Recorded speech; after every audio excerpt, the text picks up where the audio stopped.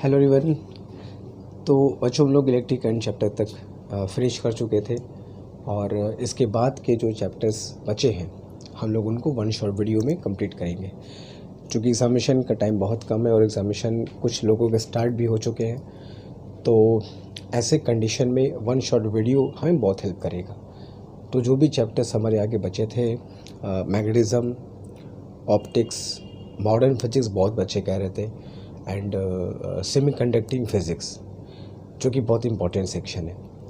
तो जो भी अभी हमारे पास बचे हैं चैप्टर्स कह लो, टॉपिक्स कह लो, सेक्शंस कह लो, इन सब के हम लोग वन शॉट वीडियोस लेकर के आएंगे और जितने भी टॉपिक्स हैं, कॉन्सेप्ट्स हैं, इंक्लूडिंग न्यूमेरिकल्स, वो सब हम लोग वन शॉट वीडियो में कंप्लीट करेंगे। हो सकता है कि न्यूमेरिकल्स शायद वन शॉट वीडियो में ना हो पाए, तो उसके लिए अलग से हम लोग वीडियोस कोशिश करेंगे।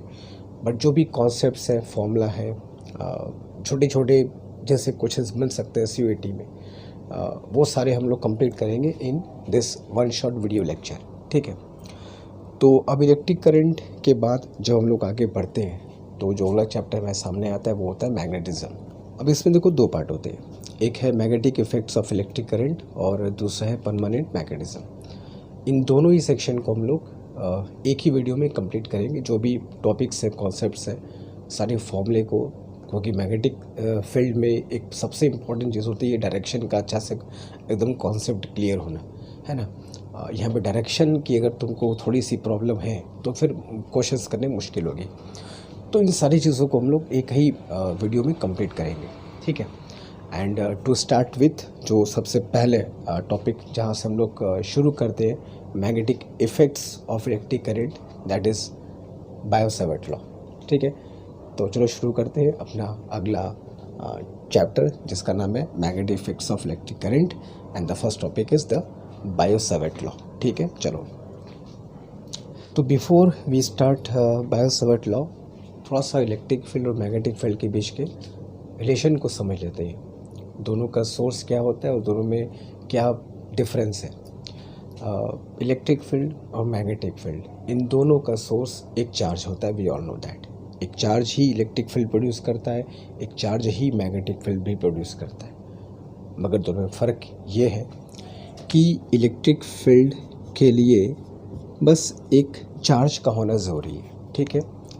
वो चार्ज रेस्ट में है, मोशन में है, डज नॉट मैटर, बस चार्ज है तो इलेक्ट्रिक फील्ड है। ठीक है। तो इलेक्ट्रिक फील्ड का सोर्स हम सब जानते हैं कि एक चार्ज है, वो एक रेस्ट में चार्ज हो, मूविंग चार्ज हो, डज नॉट मैटर।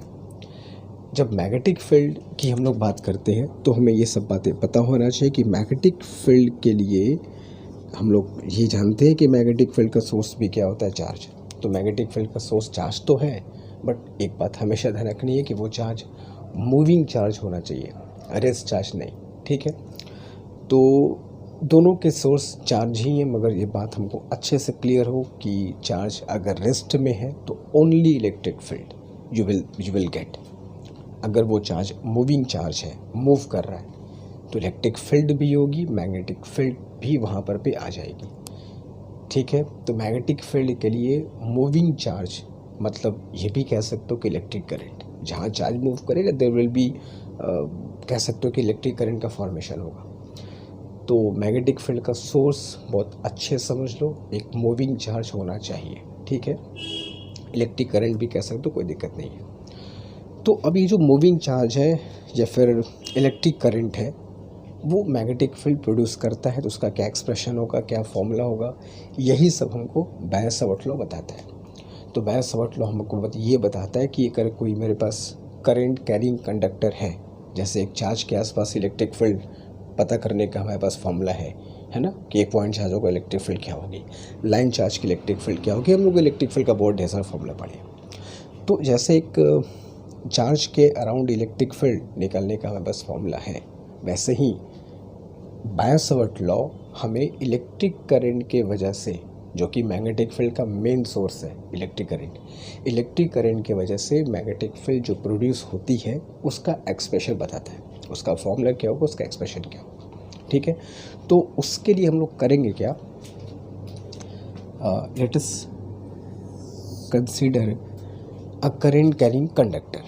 हमने एक करंट कैरिंग कंडक्टर लिया, या फिर ये समझो किसी एक करंट कैरिंग कंडक्टर का एक छोटा सा हिस्सा हमें शो किया गया है, ठीक है।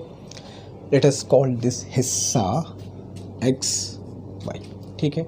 किसी बहुत बड़े से लेट अस सपोज कंडक्टर का, है ना, एक ये छोटा सा पार्ट हम लोग कंसिडर करते हैं, ठीक है। This is X and Y and it carries current, electric current I.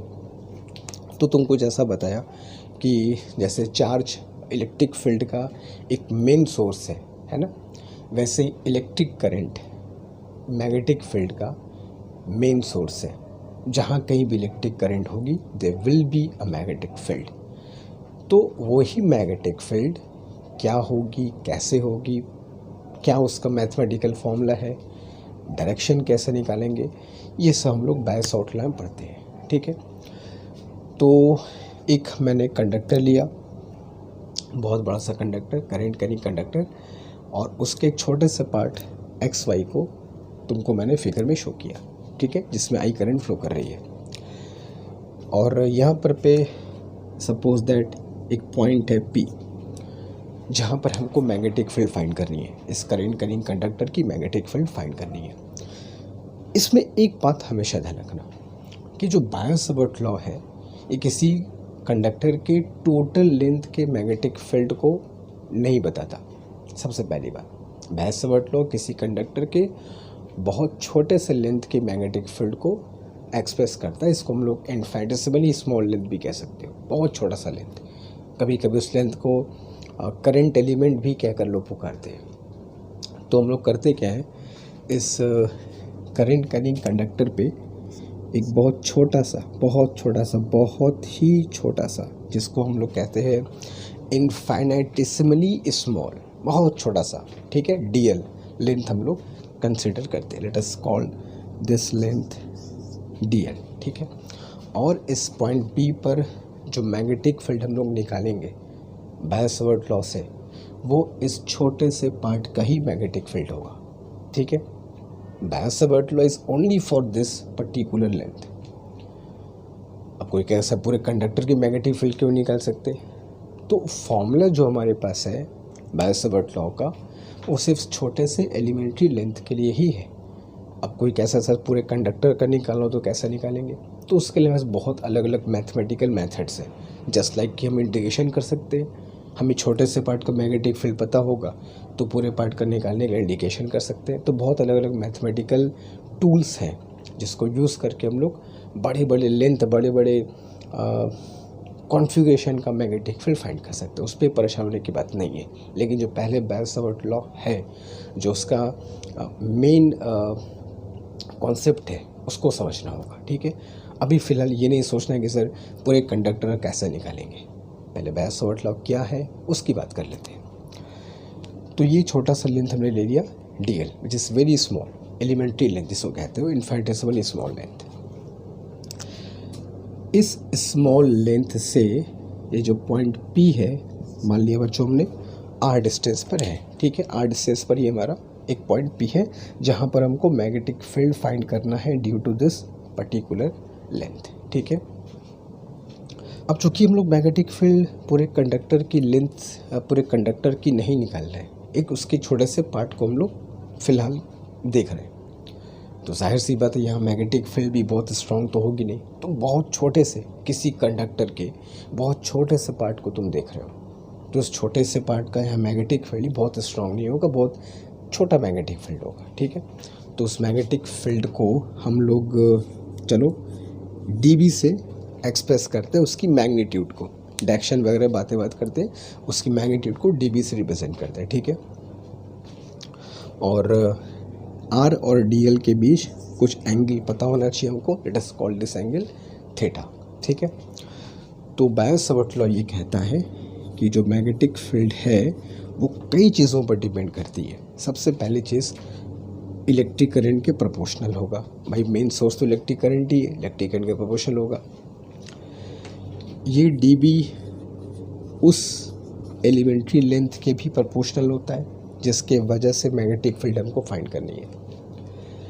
This dB is proportional to sine theta, जहाँ पर ये जानना बहुत ज़रूरी है कि where theta is the angle between DL and R, इस बात का ध्यान रखना, ठीक है। हालांकि हमको डेरिवेशन तो करना नहीं है, मगर फिर भी अगर किसी क्वेश्चन में ज़रूरत पड़े तो इस बात का ध्यान रहे कि जो थीटा है वो DL और R के बीच बनने वाला एंगल है, हमको वही चाहिए होगा। And DB is always inversely proportional to square of the distance. उस पॉइंट से जो DL की जो डिस्टेंस है उसके स्क्वायर के इन्वर्सली प्रोपोर्शनल होगा। एंड इट मेक्स सेंस कि भाई जितना तुम दूर जाओगे मैग्नेटिक फील्ड डिक्रीज करेगी, तो इन्वर्स प्रोपोर्शन होना इट मेक्स सेंस, ठीक है। तो ये जो रिलेशन है ये बेयर्स-सावर्त लॉ ने फाइंड किया कि भाई जो मैग्नेटिक फील्ड है वो इन अलग अलग फैक्टर्स पर डिपेंड करता है।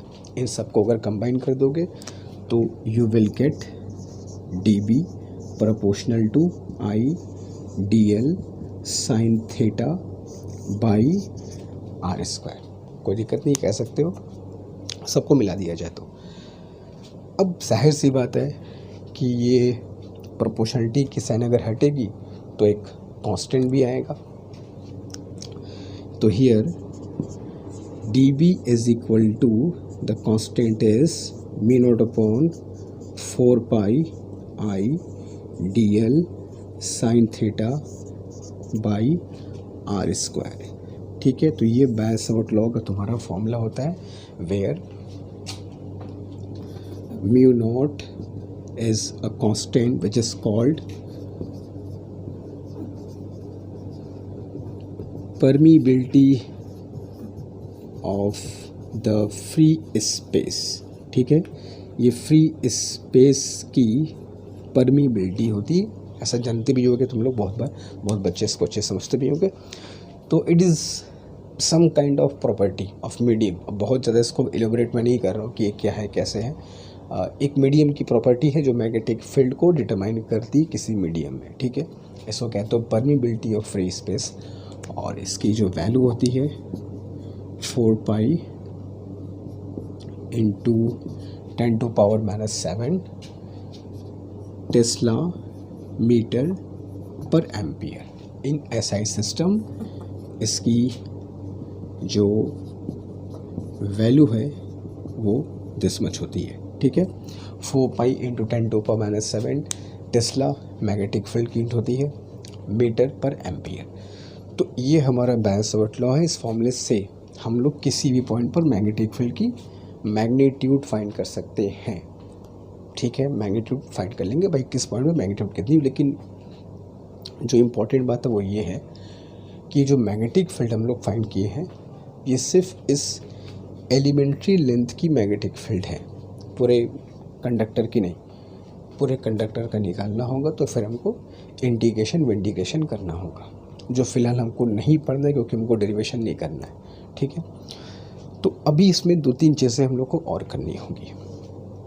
जैसे मैग्नेटिक फील्ड जो हम लोग फाइंड किए हैं, अच्छा इसमें एक बात और देखना कि इसमें जो IDL है, IDL DL पर एरो लगाते हैं, तो कभी कभी इस IDL को हम लोग करेंट एलिमेंट भी कहकर पुकारते हैं, ठीक है। तो ये जो IDL तुम देखो ना, IDL, इसी IDL को हम कहते हैं करंट एलिमेंट। करंट एलिमेंट का वही मतलब है किसी कंडक्टर का इन्फाइनिटेसिमली स्मॉल लेंथ, तो कहते हैं भाई करंट एलिमेंट। तो करंट एलिमेंट मीन IDL, ठीक है। IDL को कंप्लीट मिलाकर करंट एलिमेंट कहते हैं। तो इस करंट एलिमेंट की वजह से यहाँ पर मैग्नेटिक फील्ड का ये फॉर्मूला हो गया, ठीक है। अभी इसका वेक्टर फॉर्म भी हम लोग लिखेंगे। वेक्टर फॉर्म से हमको मैग्नेटिक फील्ड के डायरेक्शन के बारे में पता चल जाता है कि मैग्नेटिक फील्ड का डायरेक्शन क्या होगा, ठीक है। तो इसे कॉपी करो तो इसके डायरेक्शन की बात हम लोग तुरंत करते हैं जल्दी। तो ये फॉर्मूले से हमको मैग्नेटिक फील्ड की मान लो मैग्नीट्यूड पता चल गई कि इस पॉइंट P पर मैग्नेटिक फील्ड का मैग्नीट्यूड कितना होगा due to this current element या due to this elementary part, ठीक है। मगर मैग्नेटिक फील्ड में जो सबसे इम्पोर्टेंट चीज़ है वो है डायरेक्शन। तो जब तक डायरेक्शन हम नहीं क्लेरिफाई करेंगे हमको ये चीज़ नहीं पता चलेगा कि एग्जैक्ट मैग्नेटिक फील्ड कितनी है, डायरेक्शन क्या है। तो इसके वेक्टर फॉर्म को लिख करके एक डायरेक्शन का कुछ अंदाज हमको मिल जाता है। देखो अगर लोग चाहें तो इसमें ऊपर और नीचे हम लोग R से मल्टीप्लाई कर देते हैं, ठीक है, R ऊपर और R नीचे, ठीक है। R से मल्टीप्लाई किया, R से डिवाइड भी कर दिया, कोई दिक्कत नहीं है। अब इसको वेक्टर फॉर्म में हम लोग जब लिखेंगे तो it is written like that, V0/4 I dl cross R divided by RQ, ठीक है। अब dl क्रॉस R को देख करके, इस dl क्रॉस R को देख करके हम लोग इस मैग्नेटिक फील्ड का डायरेक्शन फाइंड कर सकते हैं। कैसे? A क्रॉस B का हम लोग डायरेक्शन जानते हैं कि जब भी दो वेक्टर्स को क्रॉस प्रोडक्ट निकालते हैं तो जो नया वेक्टर मिलता है उसका डायरेक्शन उन दोनों वेक्टर्स के परपेंडिकुलर होता है। तो अगर हम लोग इस फॉर्मूले में क्रॉस प्रोडक्ट के रूल को अप्लाई करें तो यहाँ से हम लोगों को एक बात पता चलती है, वो ये कि direction of dB is perpendicular to the plane of dl and r, ठीक है। ये बहुत इम्पोर्टेंट एक कॉन्सेप्ट है जो तुम्हारे क्वेश्चंस को करते समय बहुत तुमको ये काम आएगा, बहुत तुमको फ़ायदा करेगा। तो मैग्नेटिक फील्ड का जो भी डायरेक्शन तुम निकालोगे, इस फॉर्मूले को अगर ध्यान से देखते चलो तो उस मैग्नेटिक फील्ड का डायरेक्शन dB का जो डायरेक्शन होगा वो dl और r के प्लेन के परपेंडिकुलर होगा। मतलब अगर मैं यहाँ पर पे यहाँ लगाता हूँ मैं लाइक दैट, अगर ये dl हो और ये हमारा r हो तो मैग्नेटिक फील्ड का डायरेक्शन कुछ यूँ होगा, दैट इज dB, जो दोनों से परपेंडिकुलर होगा, ठीक है। तो ये एक कॉन्सेप्ट है जो तुमको बहुत अच्छे से ध्यान रखना है कि मैग्नेटिक फील्ड का डायरेक्शन जब भी होगा dl और r के प्लेन के क्या होगा, परपेंडिकुलर। पहली बात तो ये हो गई। दूसरी बात कि मैग्नेटिक फील्ड का हम लोग अगर यूनिट्स निकालें, है ना, कि मैग्नेटिक फील्ड की यूनिट क्या होती है या फिर कौन कौन सी यूनिट हमें ज़रूरत पड़ेगी, हमें पता होनी चाहिए। तो सबसे पहले जो मैग्नेटिक फील्ड की हम लोग यूनिट यूज़ करेंगे that is Tesla, and Tesla is SI unit, ठीक है। जो हम लोग इस पूरे फॉर्मूले को हम लोग कैलकुलेट करेंगे इन M के सिस्टम, तो जो मैग्नेटिक फील्ड आएगी वो किस में आएगी, हमेशा टेस्ला में आएगी, ठीक है। तो tesla is the SI unit of magnetic field.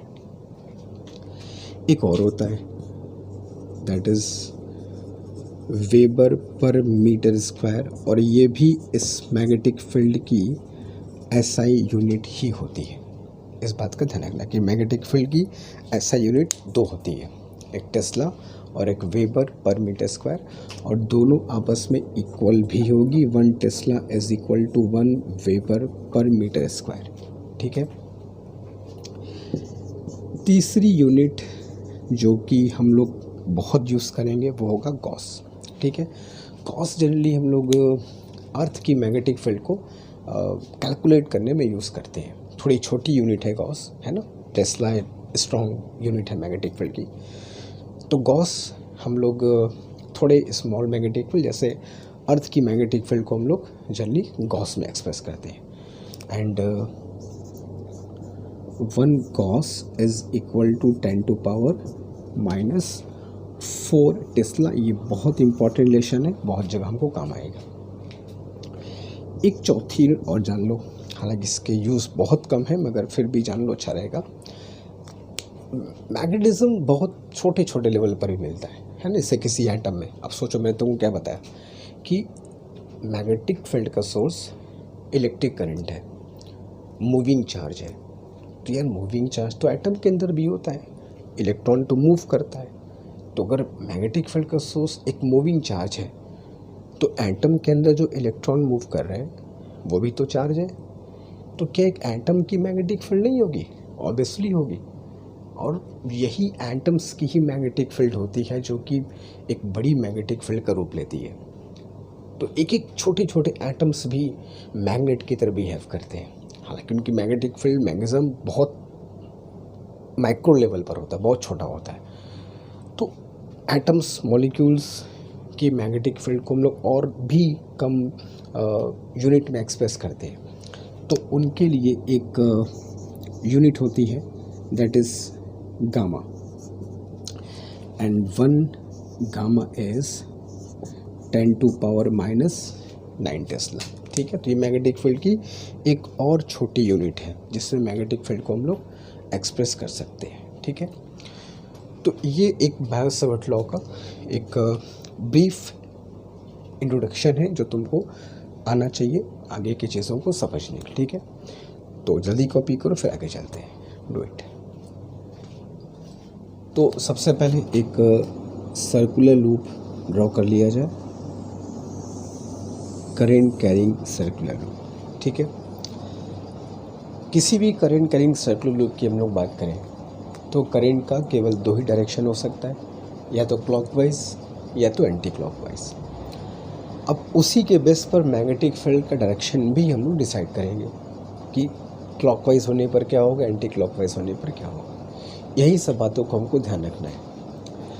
तो चलो हम लोग एज्यूम करते हैं कि इसमें जो इलेक्ट्रिक करंट है फ़िलहाल वो एंटी क्लॉकवाइज डायरेक्शन में फ्लो कर रही है। ठीक है, तो एंटी क्लॉकवाइज डायरेक्शन में आई इलेक्ट्रिक करंट का फ्लो हो रहा है। इसके सेंटर पे मैग्नेटिक फील्ड हम लोग फाइंड करना चाहते हैं। ठीक है, तो सेंटर पे मैग्नेटिक फील्ड का जो फॉर्मूला होगा एक करंट कैरिंग सर्कुलर वायर के वजह से, उसके सेंटर पर मैग्नेटिक फील्ड का अगर हम लोग एक्सप्रेशन देखें तो दिस एक्सप्रेशन इज़, मान लो रेडियस इसकी r है, आई इलेक्ट्रिक करंट का फ्लो हो रहा है दैट इज़ एंटी क्लॉकवाइज।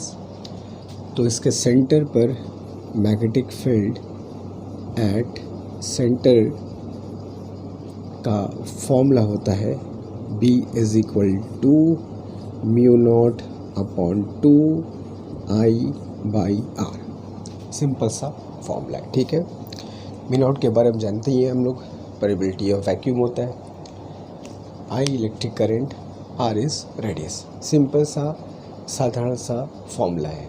ठीक है, अच्छा देखो मैग्नेटिक फील्ड में एक बात और हमको ध्यान रखना है कि मैग्नेटिक फील्ड और चैप्टर से डिफरेंट कैसे है, क्योंकि सबसे पहली बात तो इसमें डायरेक्शन का बहुत इंपॉर्टेंस है ना। हमको डायरेक्शन बहुत अच्छे से कॉन्सेप्ट एकदम क्लियर होना चाहिए मैग्नेटिक फील्ड मैग्नेटिक फोर्स दोनों का।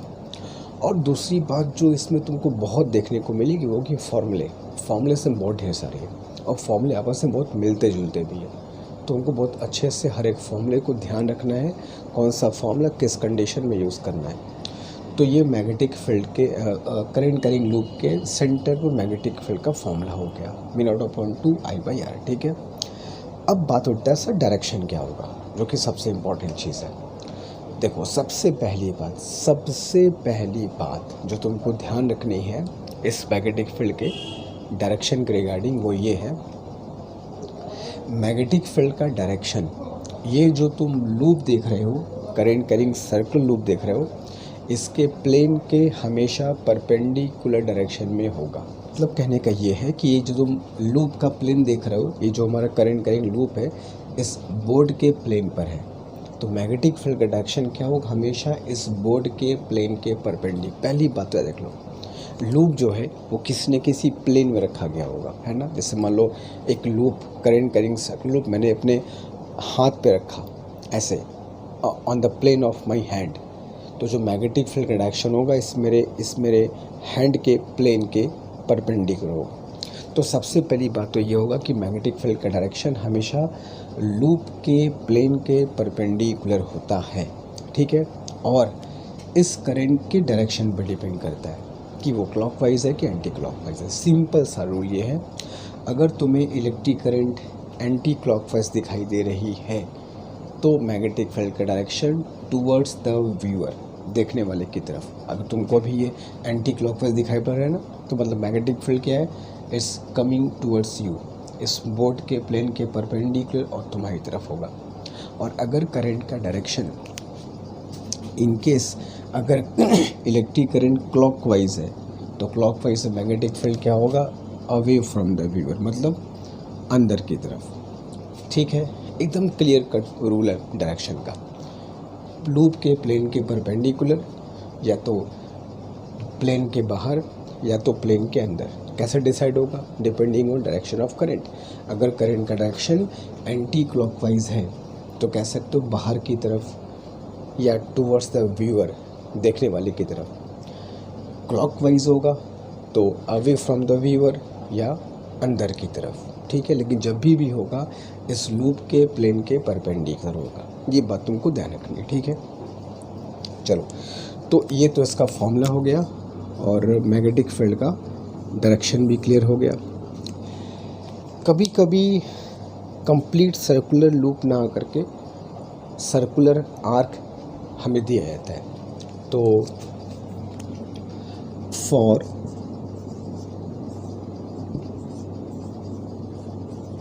सर्कुलर आर्क, अब मेरे पास मान लो कि एक सर्कुलर आर्क है। अब सर्कुलर आर्क का मतलब कुछ यूँ समझ लो कि एक कंप्लीट सर्किल मेरे पास नहीं होगा। ठीक है, और ये एक आर्क है, that is late us call this arc S P and Q. ठीक है, और ये इसका सेंटर है समवेयर हियर, लाइक दैट। ठीक है, ये सेंटर है,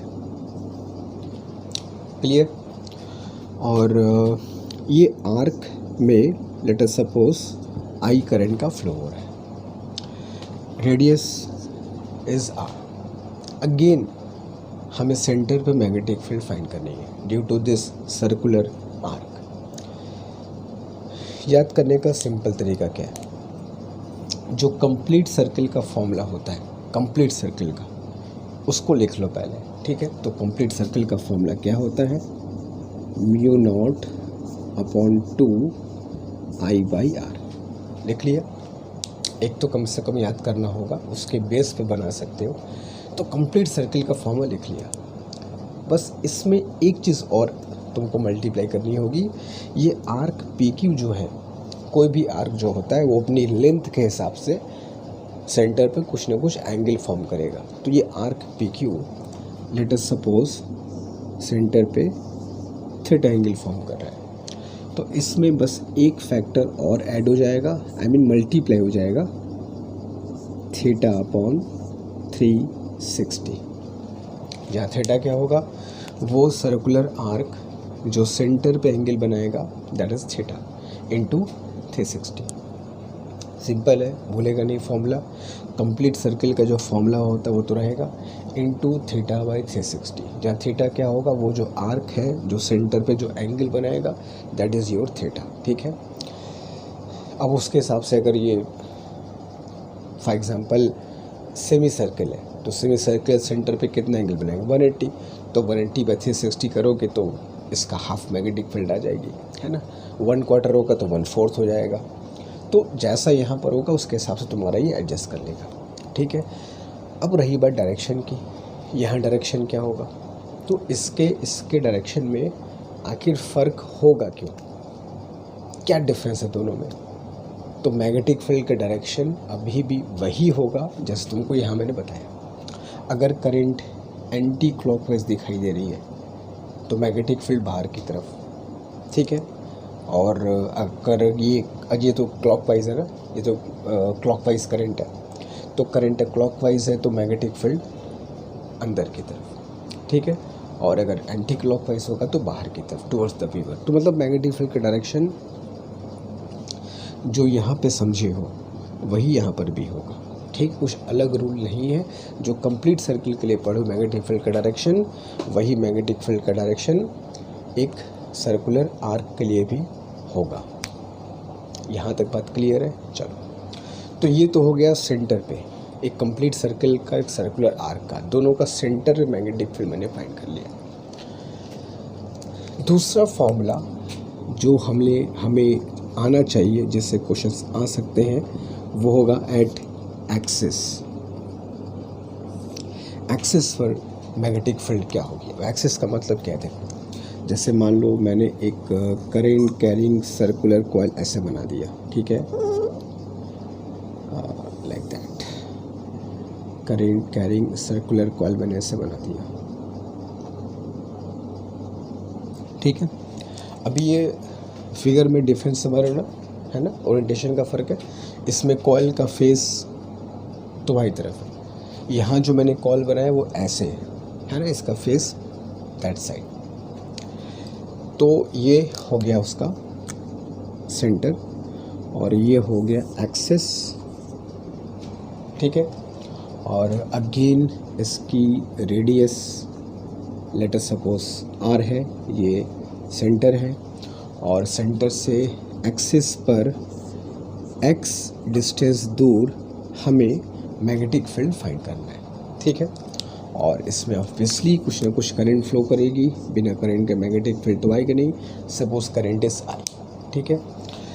तो एक करंट कैरिंग सर्कुलर कॉइल है मेरे पास, जिसमें आई करंट फ्लो कर रही है, आर उसका रेडियस है, सेंटर उसका ओ है।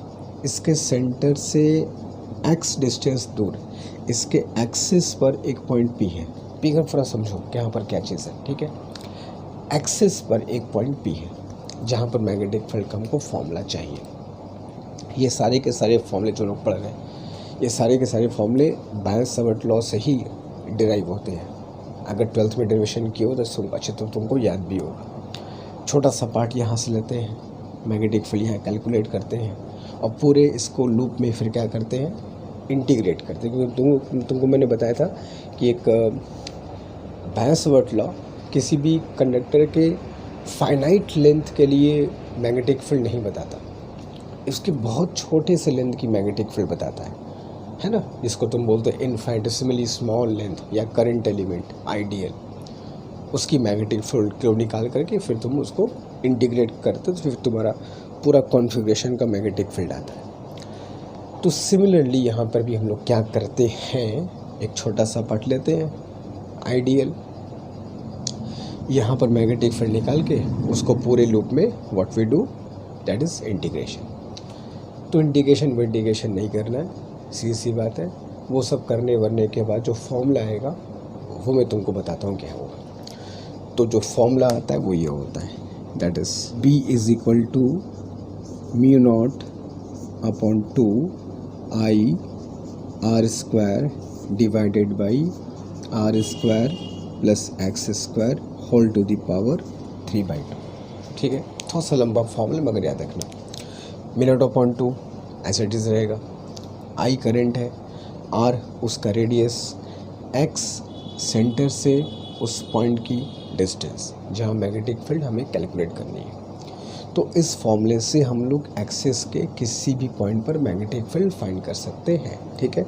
तो ये फॉर्मूला भी काफ़ी इंपॉर्टेंट है, काफ़ी एग्ज़ाम्स में इसमें क्वेश्चंस आते हैं, और तुमको इन तीनों फॉर्मूले को अच्छे से ध्यान रखना है।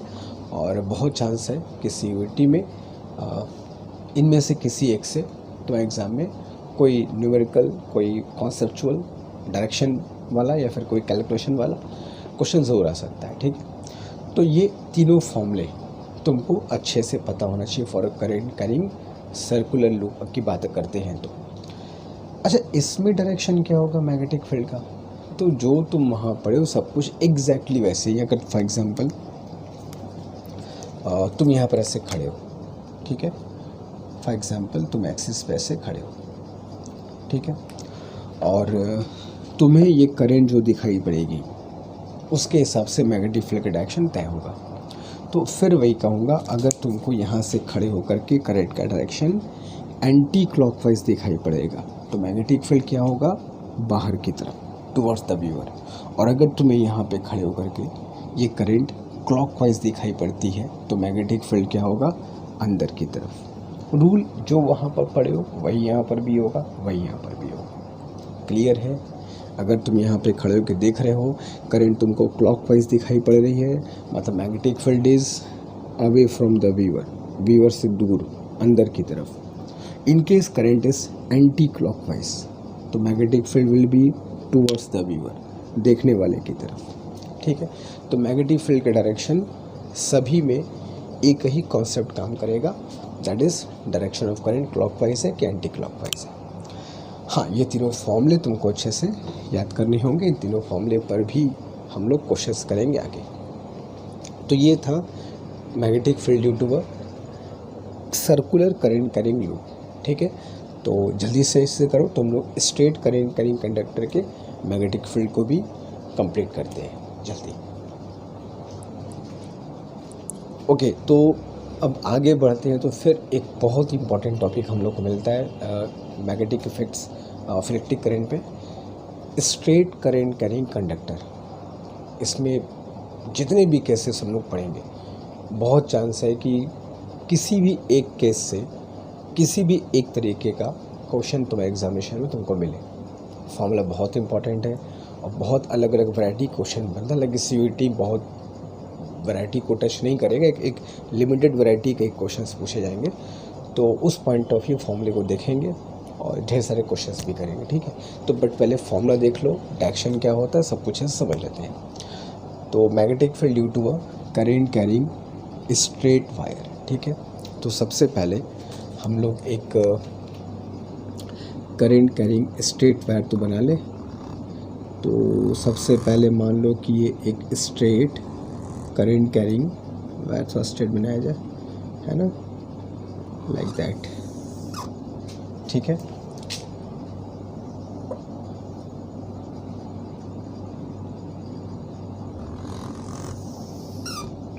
कुछ ऐसे। चलो, इतने से काम हो जाएगा।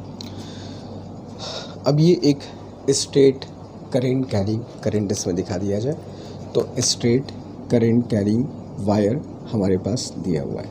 ठीक है, चलो इसके कुछ नाम रख दिए जाए, X और Y। मतलब या ऐसे समझ सकते हो, किसी बहुत बड़े कंडक्टर का एक छोटा सा पार्ट ले लिया XY, जिसमें I करंट फ्लो कर रही है। ठीक है, और इसके वजह से हमें मैग्नेटिक फील्ड फाइंड करना है किसी पर्टिकुलर पॉइंट पे। तो हमने क्या किया, इससे R डिस्टेंस दूर हमने एक पॉइंट लिया P। ठीक है, कुछ एंगल्स यहाँ पर पे इम्पोर्टेंट है, उन्हीं एंगल पर सारे केसेस टिके हुए हैं, उनको ध्यान से समझना। अभी तो फिगर सिंपल देख रहे हो, है ना, एक स्ट्रेट करंट कैरिंग कंडक्टर है, I करंट का फ्लो हो रहा है, R डिस्टेंस पर एक पॉइंट P है, जहाँ पर हमको मैग्नेटिक फील्ड की वैल्यू कैलकुलेट करनी है। पहले वैल्यू की बात करेंगे, उसके बाद फिर डायरेक्शन देखेंगे। इसमें एक बात ध्यान रखना, इसके जो दो एंड X और Y हैं, ये पॉइंट P पर कितना एंगल फॉर्म करेंगे, यही सबसे इम्पॉर्टेंट चीज़ होती है इस पर्टिकुलर केस में। जैसे मान लो ये जो इसका एंड X है ना, this and X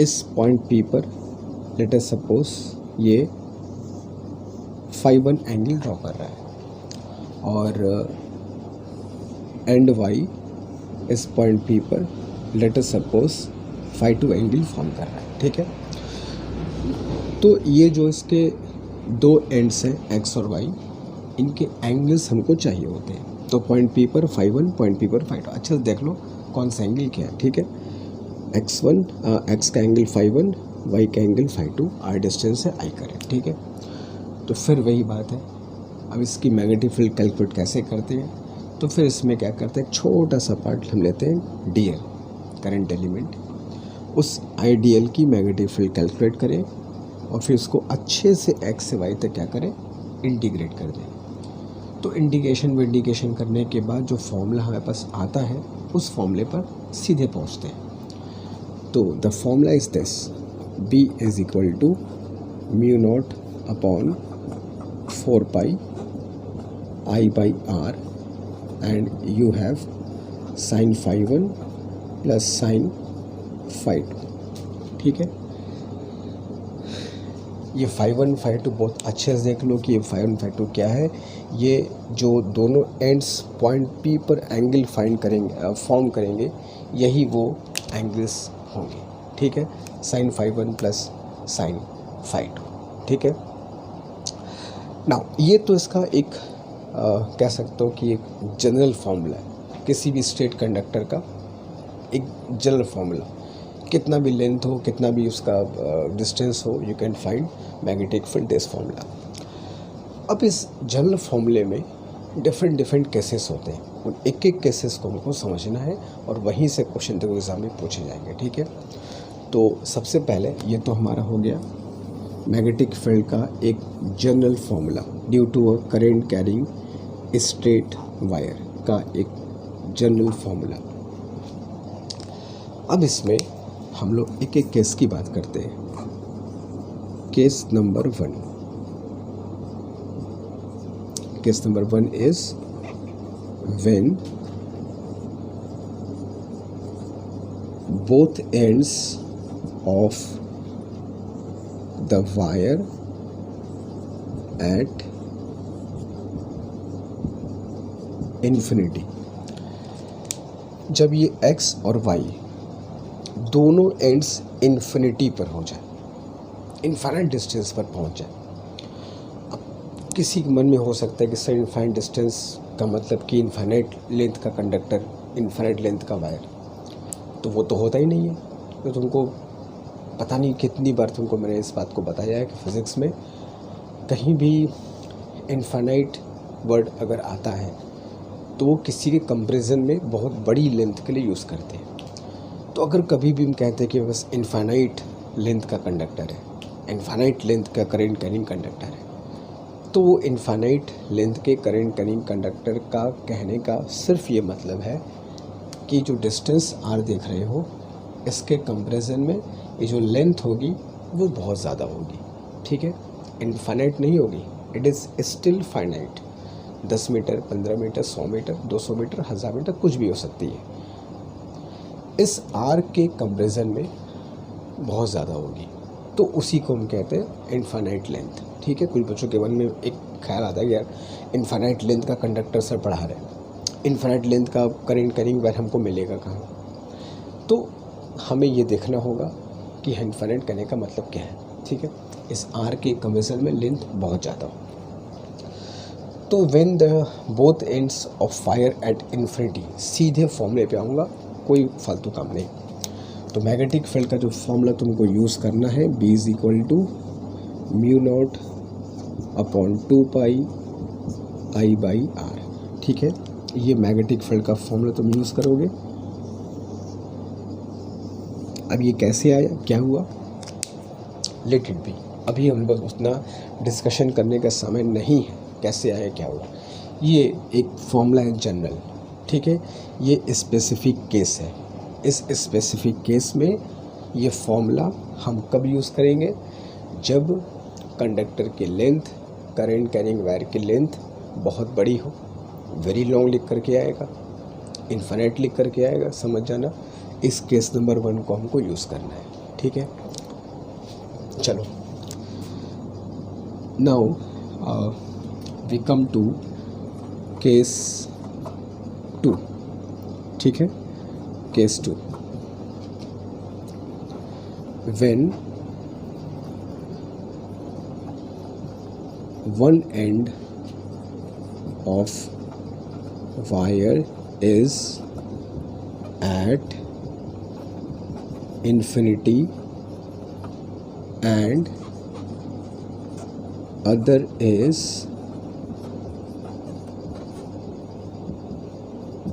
near the point। मतलब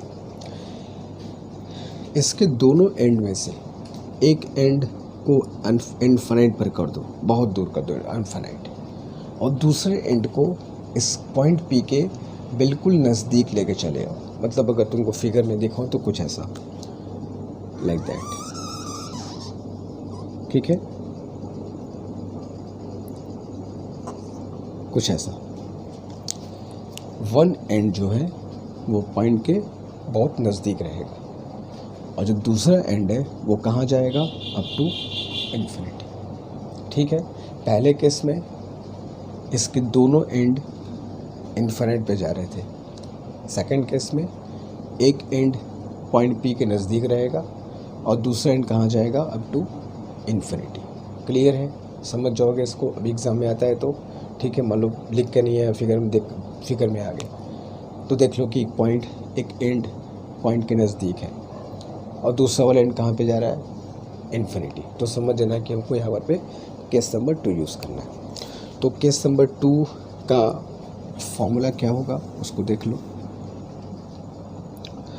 तो केस नंबर 2 का फॉर्मूला जो है वो ये होगा, B is equal to mu not upon 4πI/r।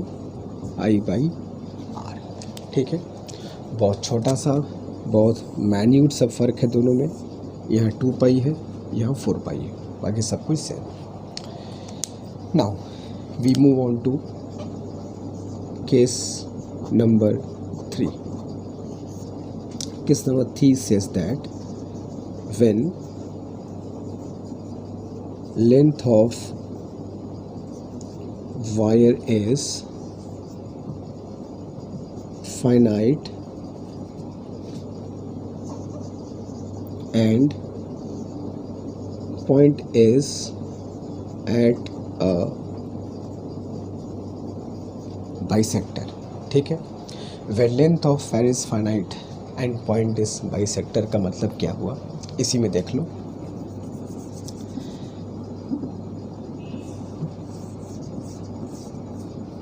ये हमारा एक करंट कैरिंग कंडक्टर था। when length of wire is finite, इसकी लेंथ अब फाइनाइट होगी, जो भी है हमें दिया रहेगा कि कितनी लेंथ है, तो लेंथ इज़ फाइनाइट। एंड आगे पर क्या कर रहा है, and point is at the bisector, at the bisector, और पॉइंट इसके परपेंडिकुलर बाइसेक्टर पे।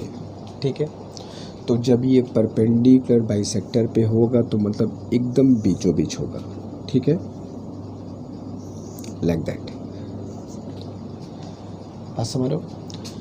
तो पॉइंट पी इस लेंथ के एकदम परपेंडिकुलर बाइसेक्टर पे है और लेंथ क्या होगा इसका, फाइनाइट। तो जब लेंथ फाइनाइट है और एकदम बाइसेक्टर पे है तो ये दोनों एंगल क्या हो जाएंगे, सेम। तो φ1 φ2 विल बी 5। तो सीधे फॉर्मूले की बात करते हैं। फॉर्मूला क्या आता है, तो इस केस में फॉर्मूला होता है this is μ0 upon 2πI/r L/√L² plus 4r²। ठीक है, थोड़ा सा लंबा फॉर्मूला है, मगर अगर मुझसे पूछोगे तो शायद इन तीनों केसेस में सबसे इम्पोर्टेंट केस यही है जिससे क्वेश्चन ज़्यादा आ सकते हैं। ठीक है, तो μ0/2π as it is, I current, R distance, L। अब चूँकि लेंथ इज़ फाइनाइट की बात हो रही है तो लेंथ अगर फाइनाइट होगी, लेंथ हमको दिया जाएगा तो लेंथ इज़ फाइनाइट, और L is length, R is distance. ठीक है, तो इस फॉर्मूले से हम लोग फाइंड कर सकते हैं कि मैग्नेटिक फील्ड की वैल्यू क्या होगी अगर बाइसेक्टर पे निकालना हुआ तो। अब तुम सब कहोगे सर ठीक है, ये तीनों चारों केस समझ में आ गया, एक बात आपने किया नहीं कि इस मैग्नेटिक फील्ड का डायरेक्शन क्या होगा। तो मैग्नेटिक फील्ड का डायरेक्शन जो होता है, करंट कैरिंग अगर circular straight current carrying conductor अगर है, ये एक स्ट्रेट करंट कैरिंग कंडक्टर है, तो जो मैग्नेटिक फील्ड इसके चारों तरफ होती है वो एक सर्कुलर शेप में होती है। मतलब अगर तुम अलग अलग पॉइंट्स तुम इसके चारों तरफ देखो तो magnetic field will go like that और like that, depending on current ऊपर है कि नीचे है, मगर जो भी होगा, जो पैटर्न होगा वो सर्कुलर शेप में होगा इसके चारों तरफ। ठीक है, तो ये इस सब बातों को ध्यान रखोगे तो हमें क्वेश्चन करने में आसानी होगी। ठीक है, तो जल्दी से कॉपी कर लो, फिर चलते हैं टुवर्ड्स हम लोग क्या, टुवर्ड्स एम्पियर्स सेकेंड लॉ, जल्दी। ओके फाइन, तो अब आगे चलते हैं बच्चों। और अगर टॉपिक जो हम लोग को इसमें पढ़ना है वो है amperes second law. Ampere secondary law बहुत आसान टॉपिक है और तुम्हारे एग्जामिनेशन के पॉइंट ऑफ व्यू एक बहुत ही इंपॉर्टेंट टॉपिक है। इससे क्वेश्चन आने का बहुत फेयर चांस है और बिलीव करो बहुत बहुत आसान टॉपिक है। अगर इससे क्वेश्चन आएगा तो बिल्कुल इसको अटेम्प्ट करके ही आना है। इसमें गलत होने का बहुत ज़्यादा चांस नहीं होगा। कुछ बेसिक्स है, कुछ फॉर्मूले हैं, कुछ कॉन्सेप्ट्स हैं, उनको समझ लो, क्वेश्चन आराम से सॉल्व हो जाएगा। बट उसके पहले हम लोग को एम्पियर सेकेंडरी लॉ बहुत अच्छे से समझना होगा कि ये क्या होता है। इन फ्यू एस्पेक्ट थोड़ा बहुत ये तुम्हारा जो हम लोग फर्स्ट चैप्टर में गॉसेस थ्योरम पढ़े थे उस गॉसेस थ्योरम से मिलता जुलता है ये, ठीक है। तो बहुत जल्दी बात समझ में आ जाएगी। तो चलो शुरू करते हैं एम्पियर सेकेंडरी लॉ। उसके लिए हमें क्या करना होगा, सबसे पहले एक लेट अस सपोज हमने एक क्लोज कर्व किसी भी शेप का हमने बना लिया, क्लोज कर्व, ठीक है। जैसे गॉस थ्योरम में क्लोज सरफेस हम लोग लेते थे, एम्पियर सेकेंडरी लॉ में हम लोग एक क्लोज लूप लेते हैं। क्लोज कर्व या क्लोज लूप किसी भी शेप का हो सकता है ना, बस क्लोज्ड होना चाहिए, ठीक है।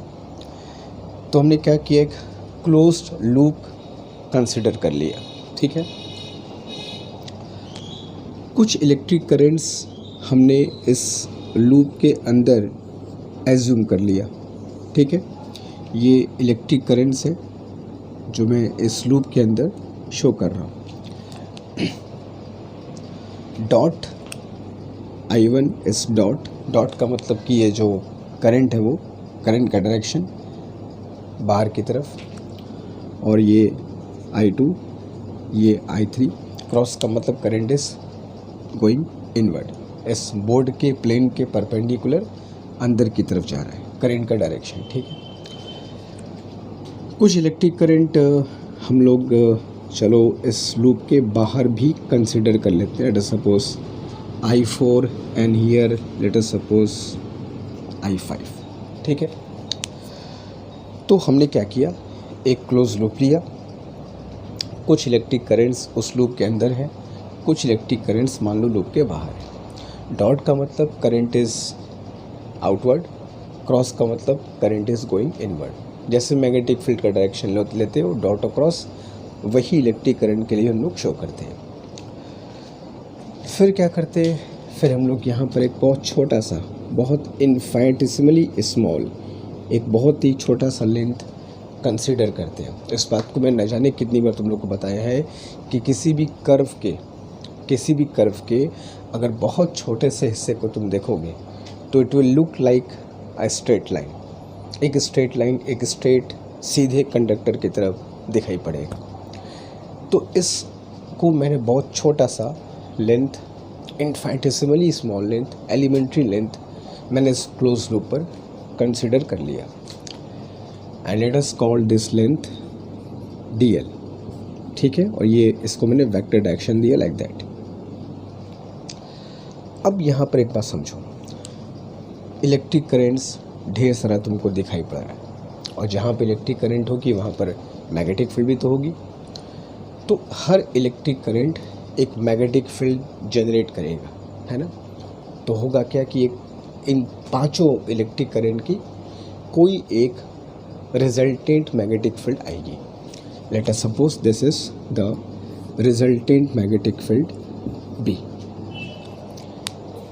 इस मैग्नेटिक फील्ड में इन जितने भी इलेक्ट्रिक करंट तुम देख रहे हो, चाहे वो लूप के अंदर हो चाहे लूप के बाहर हो, सभी इलेक्ट्रिक करंट का कंट्रीब्यूशन है। सभी इलेक्ट्रिक करंट की मिला करके रिजल्टेंट है पूरा। अगर इसको ध्यान से देखोगे तो तुमको धीमे धीमे समझ में आता जाएगा, हाँ यार ये तो गॉस थ्योरम जैसा कुछ कहानी चल रहा है ना। तो हमने क्या किया, जैसे क्लोज सरफेस, याद है गॉस थ्योरम में क्या करते थे, क्लोज सरफेस के अंदर चार्ज लेते थे, क्लोज सरफेस के बाहर चार्ज की बात करते थे। बस यहाँ पर पे क्लोज सरफेस के बदले एक क्लोज कर्व ले लेंगे और चार्ज के बदले हम लोग इलेक्ट्रिक करंट की बात करेंगे, ठीक है। तो ये मैग्नेटिक फील्ड मैंने B मान लिया जिसमें पांचों इलेक्ट्रिक करंट का कंट्रीब्यूशन है, ठीक है, फाइन, ओके। तो और ये मान लेते हैं कि ये मैग्नेटिक फील्ड इस dl के साथ थीटा एंगल फॉर्म करता है, ठीक है, दिस इज एंगल थीटा। अब हम लोग क्या करते हैं कि इस मैग्नेटिक फील्ड और इस डीएल का डॉट प्रोडक्ट कंसिडर करते हैं। We write B dot DL, तो बी डॉट डीएल क्या होगा, B DL cos of theta. A dot B का formula A B cos theta, B dot S B DL cos theta. अब ये क्या है, तो B dot DL B DL cos theta as such कोई physical quantity नहीं है, ठीक है। बस जस्ट हम दो मैग्नेटिक फील्ड और लेंथ का समझ लो डॉट प्रोडक्ट निकाल लें, इसका कोई फिजिकल क्वांटिटी नहीं है, कोई नाम इसका नहीं है, बस हम लोग ऐसे कर रहे हैं। क्यों कर रहे हैं अभी बात समझ में आ जाएगी, ठीक है। जैसे हम लोग गॉस थ्योरम में यहाँ बी डॉट डीएल कर रहे हैं, जबकि गॉस थ्योरम में क्या करते थे, गॉस थ्योरम में हम लोग अगर तुमको याद हो तो ई डॉट डी एस करते थे, ठीक है। जहाँ ई क्या था, इलेक्ट्रिक फील्ड, और डी एस क्या था, एलिमेंट्री छोटा सा सरफेस एरिया। कुछ याद आ रहा है ना। तो इस पूरे क्वांटिटी का नाम क्या होता था, इलेक्ट्रिक फ्लक्स। अगर याद हो तो याद होना चाहिए वैसे, ठीक है। तो इस पूरे क्वांटिटी का नाम क्या होता था, इलेक्ट्रिक फ्लक्स। लेकिन इस क्वांटिटी का एज सच कोई नाम नहीं होता, ये कोई न्यू फिजिकल क्वांटिटी नहीं है, just we call it B dot D L. Unlike जैसे इसको हम क्या कहते हैं, इलेक्ट्रिक फ्लक्स, इसको सिर्फ हम बी डॉट डी एल ही कह करके पुकारेंगे आगे, ठीक है। फिर हमने क्या किया, फिर एक छोटा सा लेंथ कंसिडर कर लिया, length again DL, magnetic field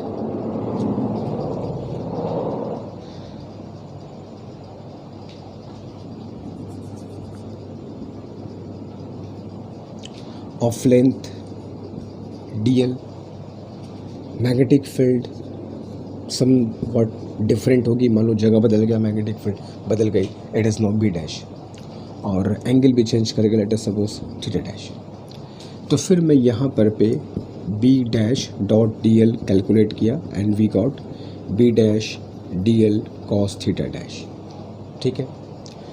फिर हमने और एक काम किया, फिर इस पर एक और एलिमेंट्री लेंथ कंसिडर किया, again D L length, again magnetic field का डायरेक्शन इधर मिल गया, magnetic field B double dash मान लिया, D L is here, angle is set suppose theta double dash. फिर मैंने इनका डॉट प्रोडक्ट निकाला, B dash double dash dot D L, तो क्या आएगा बच्चों, B double dash D L cos theta double dash. अब हम ये क्यों कर रहे हैं, क्या इसका फ़ायदा होगा, और ये कब तक करते रहेंगे, ये B dot D L B dot D L B dot D L हम लोग इस पूरे लूप को कवर करते हुए चलेंगे। ये बी डॉट डी एल वाला कार्यक्रम ये पूरे लूप पर चलेगा, ऐसे ही पूरे लूप पर हम लोग B dot D L B dot हर जगह कंप्लीट कैलकुलेट करते चलेंगे। B dot D L B dot D L B dot D L पूरे लूप पर हम लोग मैग्नेटिक फील्ड और लेंथ का डॉट प्रोडक्ट हम लोग कैलकुलेट करेंगे, ठीक है।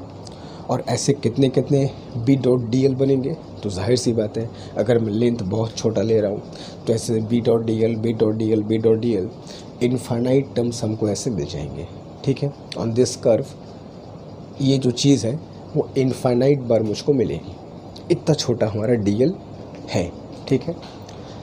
अब इन सारे बी डॉट डी एल को जो पूरे लूप पर हम लोग कवर करेंगे, इन सबको मान लो हमने ऐड कर दिया। अब चूँकि नंबर ऑफ़ टर्म्स ऐसे ऐसे इनफाइनाइट है तो ऐड करने के लिए इंटीग्रेशन ही करना पड़ेगा। 10 12 20 25 टर्म्स तो नहीं है कि सम कर दी और आ गया, तो नंबर ऑफ़ टर्म्स ऐसे इनफाइनाइट मिलेंगे, तो जाहिर सी बात है सम करने के लिए we have to take the help of integration. तो ऐसे हमने ये काम किया अप टू इनफाइनाइट टाइम्स मतलब पूरे लूप पर हम लोग इनफाइनाइट टाइम्स कर सकते हैं, कह सकते हो कि पूरे लूप को जब तक हम लोग कवर न कर लें तब तक ये काम करते रहेंगे। और अंत में हम इस सारे बी डॉट डी एल को ऐड कर देंगे, ठीक है। तो जब यहाँ पर सी लिख देना, सी कभी कभी इस लिखते हैं ताकि ये क्लोज कर्व पर या क्लोज लूप पर इंटीग्रेशन है, इसलिए इसको यहाँ पे हम लोग सी लिख सकते हैं कभी कभी।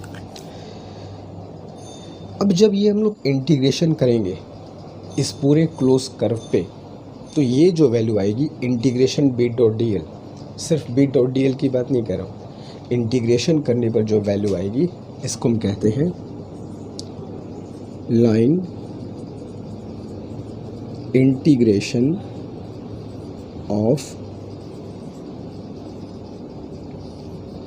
Magnetic field over a close loop. इस बी डॉट डी एल को हम कहते हैं एक क्लोज लूप पर मैग्नेटिक फील्ड का लाइन इंटीग्रेशन, ठीक है। या एक और चीज़ को कहते हैं और also we call it circulation of magnetic field, ठीक है। ये इंटीग्रेशन करने के बाद जो वैल्यू आएगी इस पूरी वैल्यू को हम बोलते हैं line integration of magnetic field या सर्कुलेशन ऑफ मैग्नेटिक फील्ड। अभी तक एम्पीयर सेकेंड लॉ की कोई बात नहीं हो रही है, सिंपल एक मैथमेटिकल ऑपरेशन यहाँ पे चल रहा है, ठीक है। कोई एम्पीयर सेकेंड लॉ की बात यहाँ पर अब तक नहीं आई है, सिंपल एक मैथमेटिकल हम लोग काम कर रहे हैं। अब इसके बाद एम्पीयर सेकेंड लॉ की एंट्री होती है।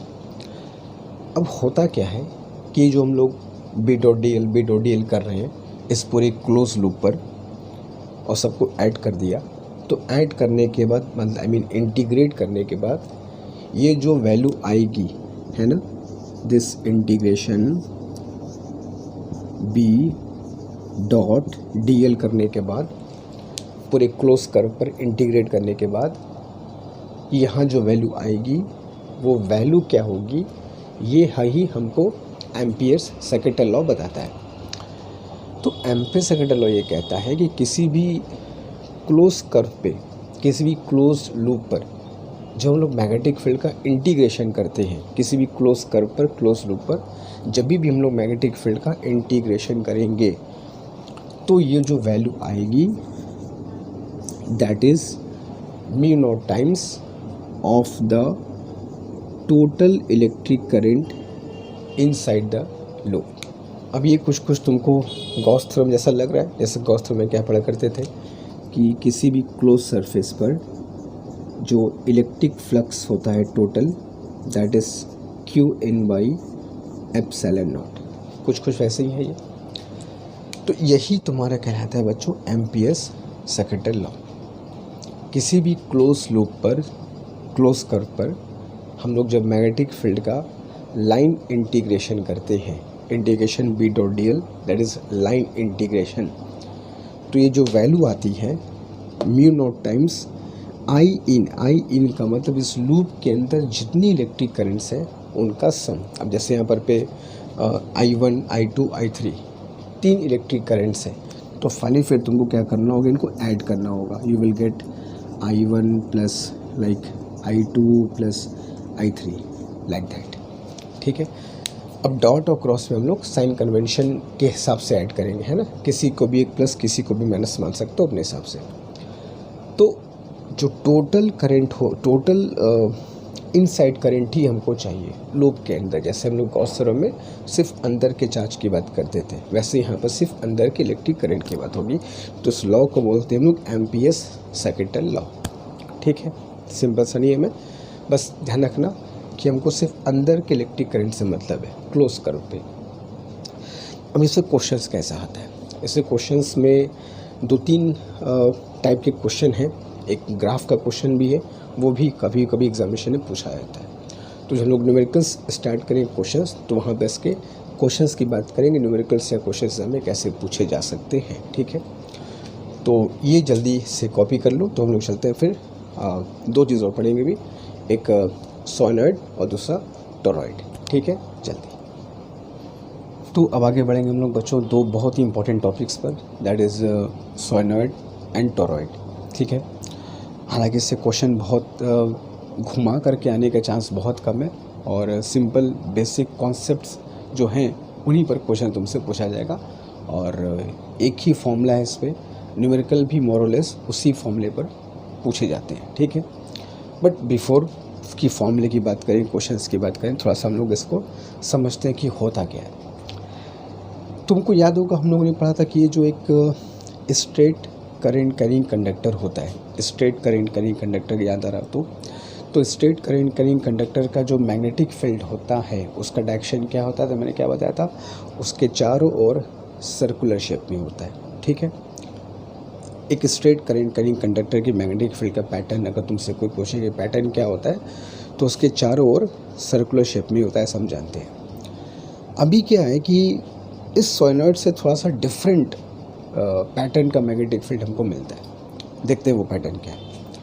तो सबसे पहले करते क्या है कि हम लोग एक सिलेंडर लेते हैं, एक इंसुलेटिंग मटेरियल का सिलेंडर, जैसे कोई प्लास्टिक का ले सकते हो या फिर चाइना क्ले, सबसे अधिक उसी का यूज़ करते हैं जो इंसुलेटर हो। ठीक है, इट मेक्स सेंस कि इंसुलेटर क्यों होना चाहिए, इसमें कोई समझाने की बात नहीं कि वाई वी प्रेफर इंसुलेटर्स। ठीक है, तो एक इंसुलेटिंग मटेरियल का हमने एक सिलेंडर ले लिया, फिर उसके ऊपर हमने कुछ कंडक्टिंग वायर को वाइंड कर दिया, है ना, और फिर एक बैटरी की हेल्प से और एक रियोस्टेट की हेल्प से मैंने उसमें करंट का फ्लो कराया। तो एक जो वाइंड तुम देख रहे हो, एक वाइंड, इस एक वाइंड को हम बोलते हैं एक टर्न। ठीक है, वन टर्न या वाइंड बोलते हैं। और ये वाइंडिंग बहुत क्लोज होती है, इतना दूर दूर तुमको फिगर तुमको साफ दिखाने के लिए ऐसा किया क्योंकि दूर दूर है, ये टर्न बहुत नज़दीक होती है। इनफैक्ट इतना नज़दीक कि एक टर्न अपने दूसरे टर्न को टच करता रहता है ना। तो एक टर्न कंडक्टिंग वायर का, उसके बगल में दूसरा टर्न, फिर तीसरा टर्न एंड चौथा एंड पांचवा, ऐसे करते करते हम लोग 200-300 टर्न बना सकते हैं। जितने अधिक टर्न होंगे, जितनी अधिक वाइंडिंग्स होंगी, मैग्नेटिक फील्ड उतनी ही स्ट्रॉन्ग जनरेट होगी। तो क्लोजली स्पेस्ड ये वाइंडिंग किया जाता है। ठीक है, या फिर टर्न जिसको बोलते हो। अब जैसे इसमें से करंट का फ्लो होगा, जो एक टर्न है, जो एक वाइंड है, ये वो एक करंट कैरिंग सर्कुलर वायर की तरह बिहेव करेगा, जिसके मैग्नेटिक फील्ड को हम लोग एकदम शुरुआत में ही पढ़ चुके हैं। तो ईच टर्न और each winding will become a current carrying circular loop. ठीक है, इन सभी करंट कैरिंग सर्कुलर लूप का जो रिजल्टेंट मैग्नेटिक फील्ड आएगा वही हमको पढ़ना है कि इन सभी टर्न का, इन सभी वाइंडिंग्स का जो नेट मैग्नेटिक फील्ड आएगा इस सोलेनॉइड के एक्सेस के अलाउंग, वो मैग्नेटिक फील्ड क्या होगी, कैसी होगी, पैटर्न क्या होगा, समझना है।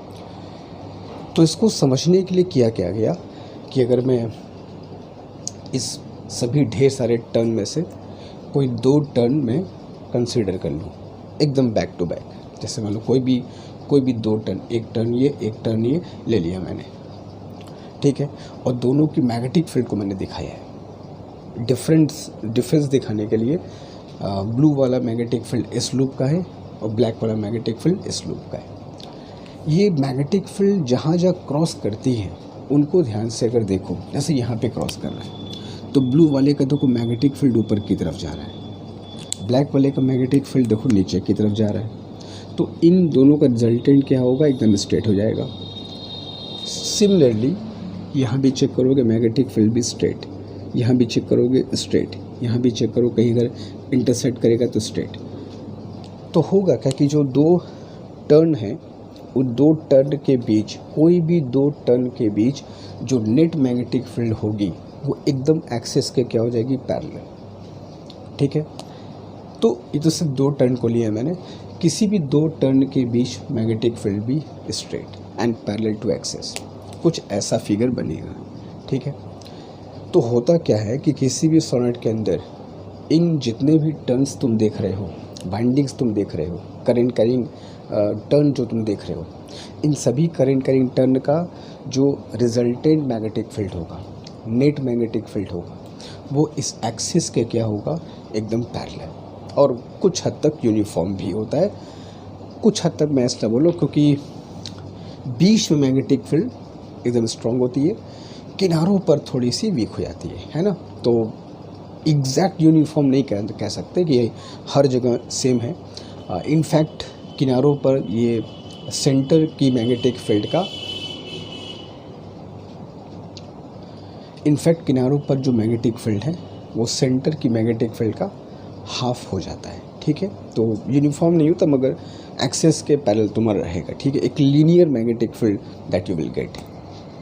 तो इसी सिस्टम को हम क्या बोलते हैं, द सोलेनॉइड। अब इसकी मैग्नेटिक फील्ड का फॉर्मूला क्या होता है, तो मैग्नेटिक फील्ड का फॉर्मूला होता है बच्चों ये म्यू नॉट एन आई, ठीक है। म्यू नॉट से तुम लोग भली भांति परिचित हो। स्मॉल एन क्या है इसकी बात कर देते हैं। तो small N is number of turns per unit length of solenoid. Solenoid की यूनिट लेंथ में जितने नंबर ऑफ टर्न्स होंगे वो स्मॉल एन रिप्रेजेंट करता है। And you can say small N is capital N by L, जहाँ capital N क्या होगा, ये total number of turns, L क्या होगा, द लेंथ ऑफ सोलेनॉइड। तो small N is number of turns per unit length of solenoid, इस बात का ध्यान रखना, ठीक है। तो ये सोलेनॉइड के अंदर एक्सिस पर मैग्नेटिक फील्ड होती है। एक बात और, सोलेनॉइड के बाहर जब तुम चेक करते हो तो नेट मैग्नेटिक फील्ड हमको ज़ीरो मिलती है। ये बात भी ध्यान, भी एक फैक्ट है ध्यान रखना, ठीक है। अभी मैं उसको प्रूव नहीं कर रहा हूँ कि ऐसा क्यों होता है, बस याद रखो सोलेनॉइड के बाहर magnetic field will be zero, अंदर कितनी होगी, दैट्स मच, ठीक है। चलो अब बढ़ते हैं टूवर्ड्स टॉरॉइड। टॉरॉइड क्या होता है, सिंपल सी बात करूँ तो एक लंबा सा सोलेनॉइड लो, रॉड की तरह, पाइप की तरह, और उसको ढाँ के ऐसे बेंड कर दो, सर्कुलर शेप में मोड़ दो।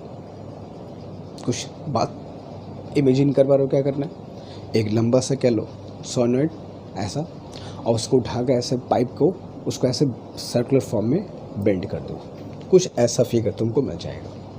इसी को तुम क्या बोलते हो, टॉरॉइड, ठीक है। या कि इसको दूसरे में समझना है तो एक हमने सर्कुलर पाइप ले लिया, अगेन इंसुलेटिंग मटेरियल का, और उस पर वाइंडिंग्स करते गए, पूरे हमने पाइप को टर्न से मैंने लपेट दिया। तो इसके एक्सिस के अलोंग देख रहे हैं, इसके एक्सिस के अलोंग एक मैग्नेटिक फील्ड जनरेट होगी। हाँ, दैट मैग्नेटिक फील्ड भी सर्कुलर इन पैटर्न, ये फ़र्क है भाई देखना। सोलेनॉइड की मैग्नेटिक फील्ड लीनियर, एक्सिस के पैरेलल, स्ट्रेट।